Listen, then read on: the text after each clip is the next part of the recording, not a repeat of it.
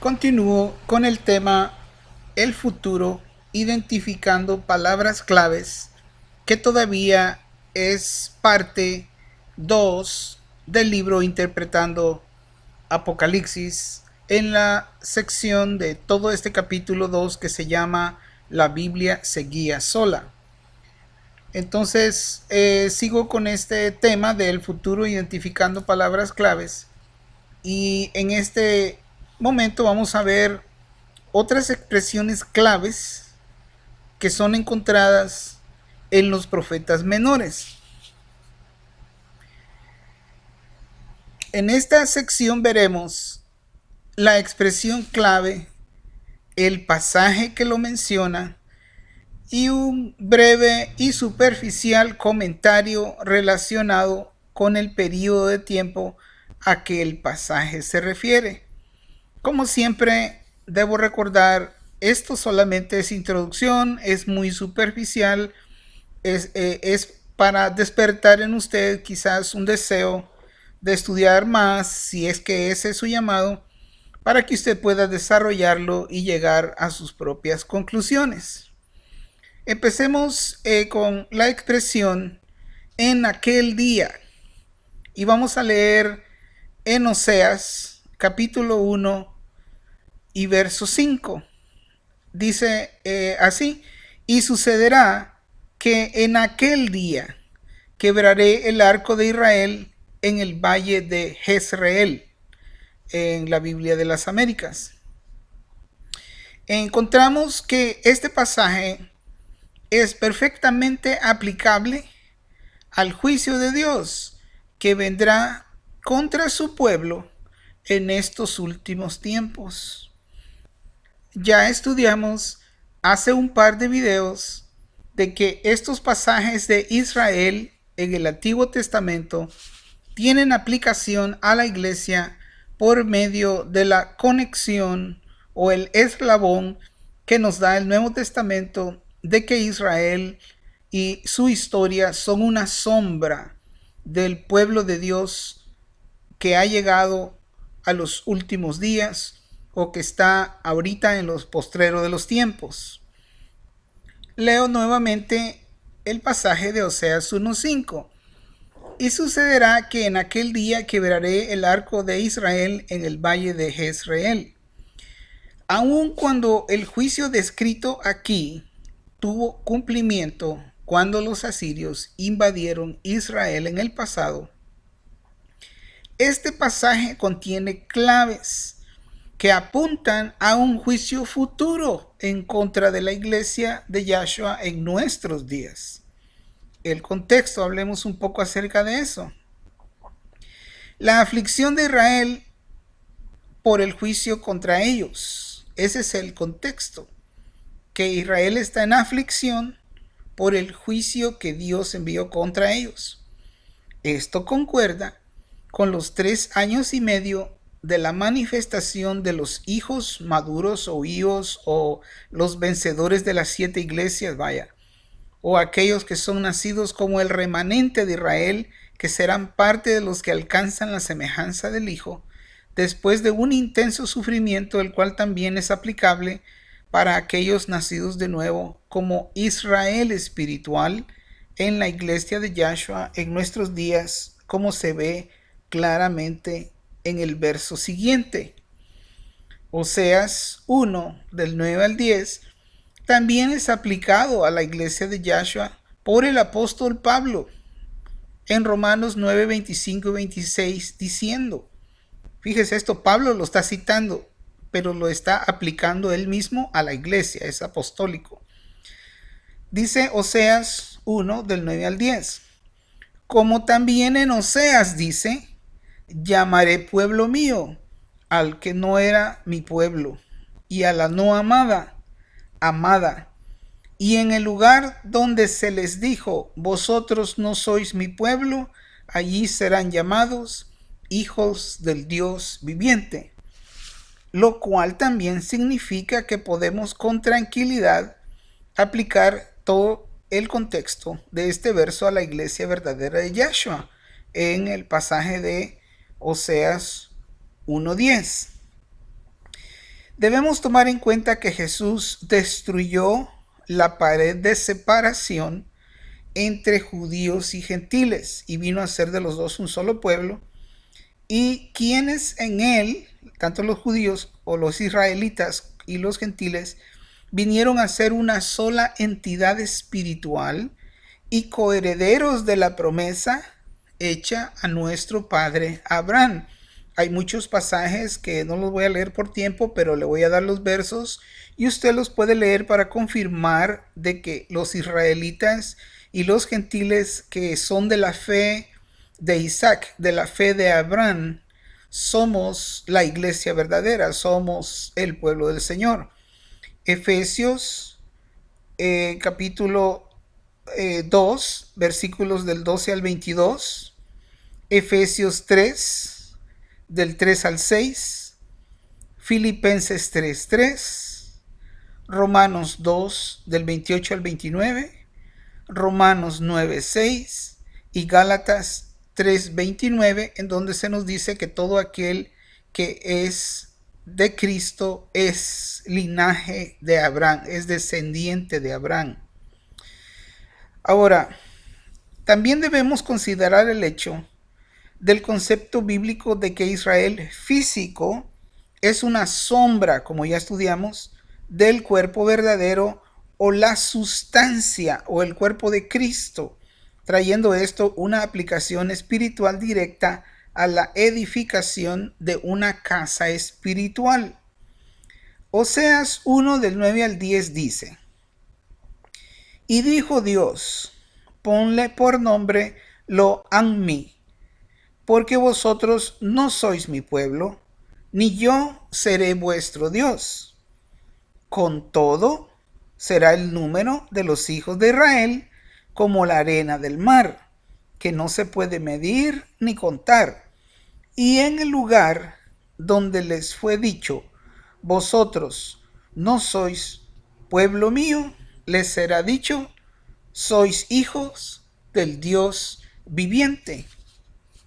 Tanto este pasaje de Oseas 1 del 9 al 10 como el pasaje de Romanos 9 del 25 al 26 son iguales, pero el apóstol Pablo le agrega algo que no está en el Antiguo Testamento y se lo agrega en Romanos 9:27 diciendo: también Isaías clama tocante a Israel, así dice Romanos 9:27, también Isaías clama tocante a Israel, si fuere el número de los hijos de Israel como la arena del mar, tan solo el remanente será salvo. Ahora, pensando en que es el apóstol Pablo el que está uniendo los pasajes que estamos leyendo en Romanos 9 con el pasaje que leímos de Oseas 1, nos damos cuenta de que la razón por la cual, aunque Israel sea como la arena del mar, tan solo el remanente será salvo, es porque viene un juicio que todavía está pendiente, en el cual muchos de ellos perecerán. Y no solo perecerán físicamente, sino que es erróneo pensar que todos los israelitas son nuestros hermanos y orar por ellos y bendecirlos indiscriminadamente. Amados hermanos, por si usted no lo sabía, ellos son la nación más corrupta en la región. Solo tiene que buscar y ver el desfile anual gay que hacen ellos en Tel Aviv y saber de que esa ciudad de Tel Aviv es uno de los centros de clubs gays de los más famosos del mundo. Así que en cuanto Pablo dice que si fuere el número de los hijos de Israel como la arena del mar, tan solo el remanente será salvo, significando que una gran mayoría de ellos no será salvo, sino el remanente de Israel, aquellos de la fe de Isaac y de Abraham que están entre ellos, que es un remanente que queda ahí. Entonces no veo yo adecuado que los cristianos oren indiscriminadamente por todos Ellos, porque no son nuestros hermanos, ellos están siguiendo otro camino y rechazando al Padre y rechazando al Hijo. Así que en un cierto sentido, en conclusión, todo esto para que veamos que buscando otros pasajes, en este caso vimos que Pablo fue el que unió Romanos a Oseas, no fui yo, Pablo mismo lo hizo, y de hecho él menciona al profeta Oseas directamente, ¿verdad? Porque él dice, como también en Oseas dice, o sea, es una referencia directa, como vimos en uno de los videos al comienzo. Pablo mismo está uniendo eso. Entonces, cuando en Oseas 1:5 leímos que dice, en aquel día, entonces, según mi entendimiento, eso está apuntando justo a la transición entre el fin de estos días y el comienzo del milenio. Eso es un ejemplo para identificar a qué se refiere en aquel día en Oseas capítulo 1 al 5. Pero veamos otros versos que mencionan la expresión en aquel día o en aquel tiempo. En Oseas 2:16 dice, sucederá en aquel día, declara el Señor, que me llamarás Ishi, que quiere decir mi marido, y no me llamarás más Baali, que significa mi Señor, según la Biblia de las Américas. El contexto es la aflicción de Israel llevado al desierto para regresarlo a su condición original cuando solo adoraban a Elohim, el Dios de Israel, después de ser librados de Egipto. Este es el mismo concepto que encontramos en Apocalipsis 12 y la mujer sufriendo dolores de parto que es llevada al desierto para restauración y protección. Desierto en la tipología bíblica se refiere a tiempo de sufrimiento con el propósito de meditación y arrepentimiento, retornando a la obediencia a Elohim de Israel. Entonces el desierto igual a sufrimiento. Oseas 13:5. Vemos que ahí también hay un contexto con mujer que tiene dolores de parto en Oseas 13:13. Y vemos también el significado de que el desierto prueba nuestros corazones para saber qué hay dentro de nosotros cuando estamos en aflicción. Deuteronomio 8:2.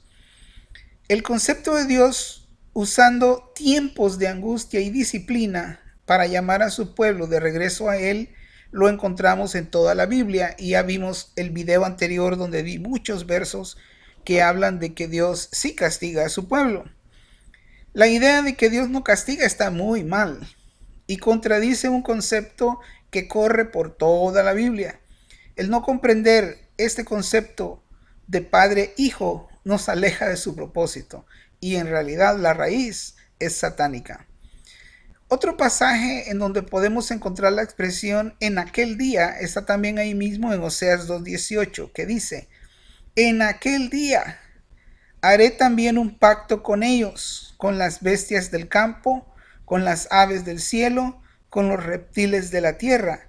Quitaré de la tierra el arco, la espada y la guerra, y haré que ellos duerman seguros. Y esto está en la Biblia según la Biblia de las Américas. Este contexto, no más arco, no más espada, no más guerra, posiblemente apunta al milenio y después de los sufrimientos del mismo, o sea, después de las 7 copas. Recuerde, esto solo es claves para estudiar, no le estoy diciendo qué creer, y no estoy llegando a conclusiones, solo estoy diciendo cómo podemos encontrar claves que están relacionadas con el futuro, pero estoy diciendo que el concepto de que no va a haber más arco, ni más espada, ni más guerra, posiblemente apunta al milenio y después de los sufrimientos del comienzo del mismo, que son las 7 copas de la ira pura de Dios. Podría también referirse más allá del milenio, teniendo un doble cumplimiento. Parece que el periodo del milenio tendrá variantes, comenzando por un juicio de limpieza extrema que enjuicia la raza humana y la naturaleza contaminada por el pecado. Este juicio es a nivel planetario y causará una seria despoblación, porque será, como dice la escritura, como los días de Noé. O sea, está siendo renovada la tierra. En los días de Noé solo quedaron 8 personas. Así que la despoblación va a ser cosa seria. En el milenio, al comienzo del milenio, entonces vendrá un tiempo de renovación, porque al principio del milenio Dios se venga de sus enemigos. Todos los impíos sufrirán el juicio de las 7 copas. Y vendrá tiempo de renovación y restauración de todas las cosas, con sobrevivientes justos y también entre ellos maestros de justicia que viajarán por todo el mundo visitando en todas las naciones a los sobrevivientes de las 7 copas, las cuales en realidad fueron dirigidas a los impíos. Y estos maestros enseñarán los caminos del Altísimo a través de los 1000 años. Eso es lo que yo he logrado ver en mis estudios.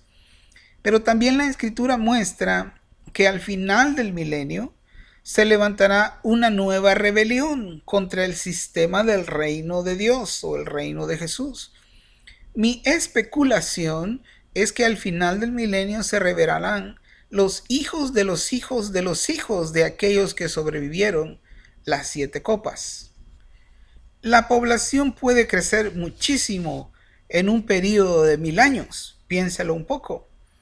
Honestamente, yo tengo mis dudas en relación a que no haya más arco, ni espada, ni armas desaparezcan de las naciones en el milenio, por la profecía que habla acerca de esta guerra al mero final del milenio. Porque se necesitan armas para hacer una guerra, y ahí dice de que las naciones se levantarán en guerra contra el reino de Jesucristo. Otros versos para revisar que le dejo de tarea por razones de tiempo, pero que les doy las citas para que usted lo busque, en donde se menciona la expresión en aquel día.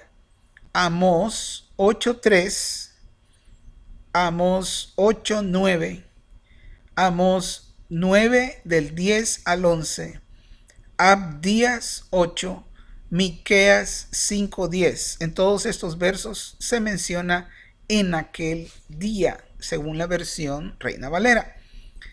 Ahora, la expresión en aquel tiempo en Oseas 2:21 dice: en aquel tiempo responderé, dice Jehová, yo responderé a los cielos y ellos responderán a la tierra.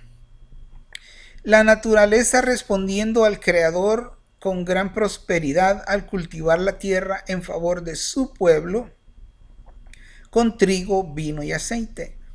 Eso también apunta al milenio y más allá en la tierra nueva bajo el cielo nuevo. Pero hay mucho más aquí.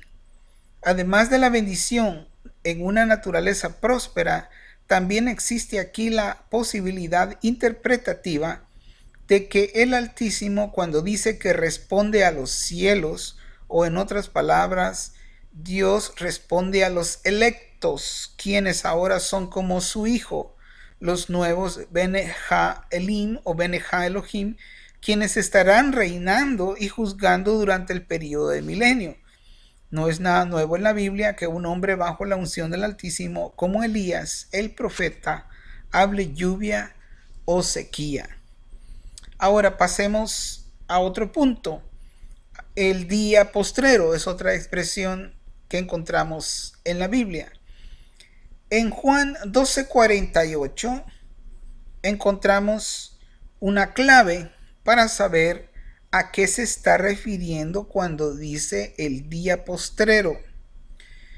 Juan 12:48 en la versión Reina de Valera de 1960 dice, Juan 12:48, el que me rechaza y no recibe mis palabras, tiene quien le juzgue. La palabra que he hablado, ella le juzgará en el día postrero. Otras versiones dicen el último día o el día final. Como quiera que sea, es mi opinión que es llamado el día postrero porque según la perspectiva bíblica profética, ya no hay otro día después de ese. De acuerdo con Jesús en Juan 12:48 y Apocalipsis 20, esta expresión está específicamente hablando del tiempo después del milenio, después del juicio final o el juicio del trono blanco.